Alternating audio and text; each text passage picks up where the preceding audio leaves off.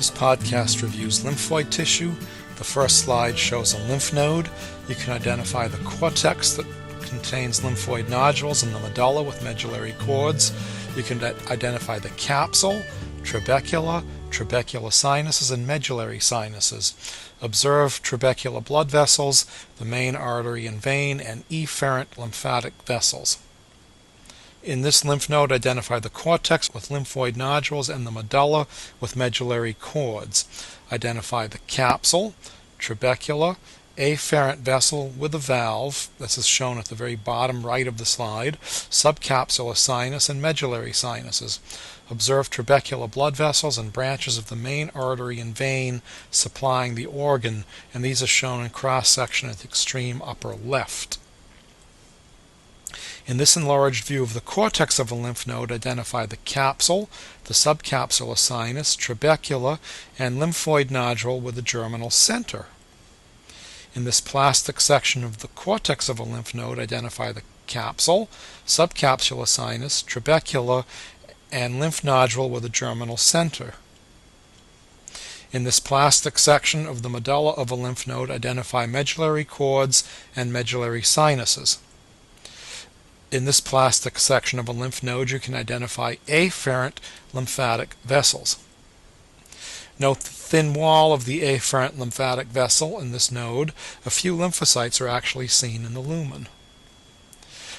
This is a diagram of a Palantine tonsil. Observe the relationship of nodular lymphoid tissue to the covering of stratified squamous epithelium. What types of epithelium are present over the lingual tonsil and the pharyngeal tonsil? In what other body regions is the close relationship between nodular lymphoid tissue and epithelium also seen? Here's a pharyngeal tonsil. You can identify crypts that are lined with ciliated, pseudostratified columnar epithelium and lymphoid nodules with germinal centers. This is a plastic section of the spleen. You could identify the capsule, trabeculae, red pulp, and white pulp.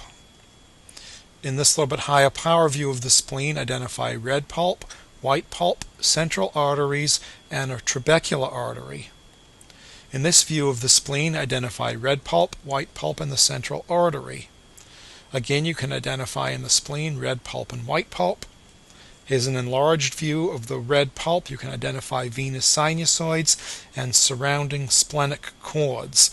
These splenic cords are also called cords of Billroth, and within the splenic cords you have basically all of the formed blood cells, and the splenic cords actually represent the open circulation in the spleen.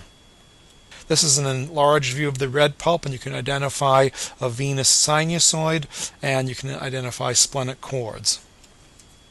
This is a silver-stained preparation of the spleen to identify the reticular fibers and red and white pulp. This is a fairly low-power view of the thymus. You can identify the capsule, trabecula, lobes, the cortex, and medulla.